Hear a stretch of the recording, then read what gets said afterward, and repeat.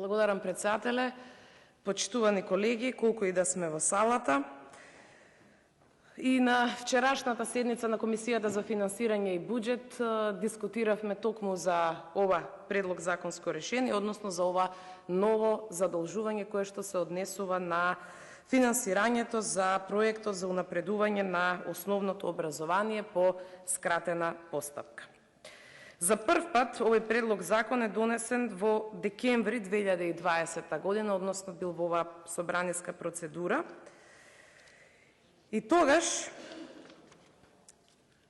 да ја подсетиме јавноста, дека станува збор за 21,5 милиони евра, вкупната вредност на овој проект, кој што истиот ќе се имплементира преку единицата за управување со проектот. И тука имаме 4 компоненти. Првата компонента која што се однесува за подобрување на учењето на ниво на училиште од 15,11 милиони евра. Понатаму компонента 2, реформа на следењето и оценувањето на националниот прогрес во учењето од 1,895 милиони евра.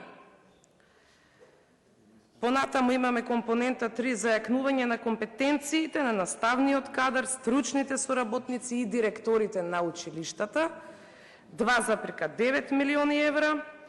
И компонента 4, управување со секторот, раководење со проектот и мониторинг и евалуација од 1,54 милиони евра.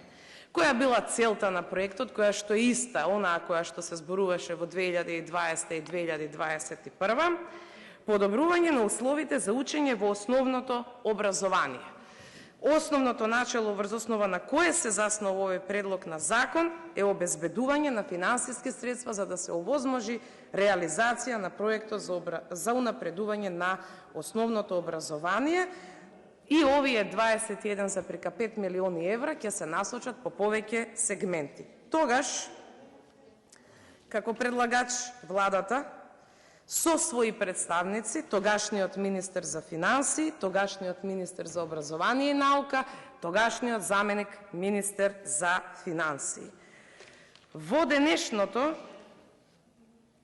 законско решение имаме предлагач владата, представници министерката за финансии и заменик министерот за финансии. Немаме представник од Министерството за образование, а сепак ова прашање задира и во незината област, односно кај ресорната министерка Весна Јаневска.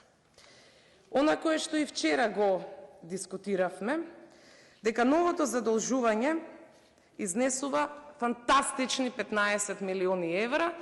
Тука се повикувам на оној наратив кој што дел од тогашната опозиција зборуваа за овие задолжувања од 21,5 милиони евра, бидејќи се фантастични за проект кој што по образложението на заменик министерот за финансии е завршен со 94,3%, односно остануваат уште 5,7% реализација.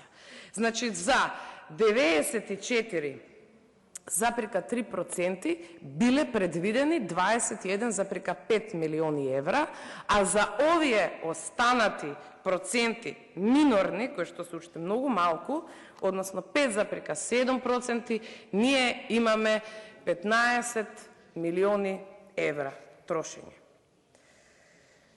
Проектот започнал уште од април 2021 година, кога е склучен и тој договор за заем. Крајниот рок за имплементација е 27 февруари 2026 година. И ако се погледне оценката за состојбите во областа на што треба да се уреди со овој закон и кои моменти, односно компоненти се опфатени, се сведуваме токму на истите 4 компоненти, дури во компонента 4, да повторам, управување со секторот, управување со проектот, следење и оценување, овдека исто се оставени обуките и консултантите, зашто претходно Кога дебатираа од тогашната опозиција, сегашно владеачко мнозинство, бевме критикувани дека станува збор за несоодветно, односно душманско трошење на парите.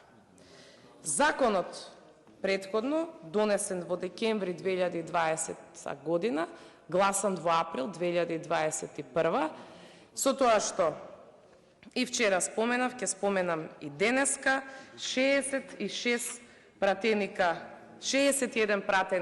од СДСМ го гласале ова законско решение, 27 пратеници од ВМРО не го гласале ова законско решение, а денес истото е на дневен ред и знам дека денес ќе го гласаат овој заем, односно ова задолжување. Тогашните тези беа дека се задолжуваме постојано, нов ден, ново задолжување, душманско трошење, критика за непостоење на некакви стандарди, а се е исто, само износот на кој што треба да се задолжиме е различен. Дали денес ги има тие стандарди и денес ги нема тие стандарди, истовремено се зборува дека се правило во пресрет на локални избори за да можат градоначалниците да се пофалат со поддршка на централната власт, а замислете денеска сме 2 септември, изборите се гласаат на 19 октомври. Постојат и повеќе други небулози кои што го детерминираат ова законско решение, односно ова задолжување за една несоодветна конзистентност во она што значи политики на една или на друга политичка партија. Ако нешто се критикувало претходно како опозиција, сега што е сменето за да се поддржи кога сте власт. И веројатно овдека ќе важи она правило, не ме гледај што правам, слушај ме што зборувам. Благодарам. И јас ви благодарам. Следен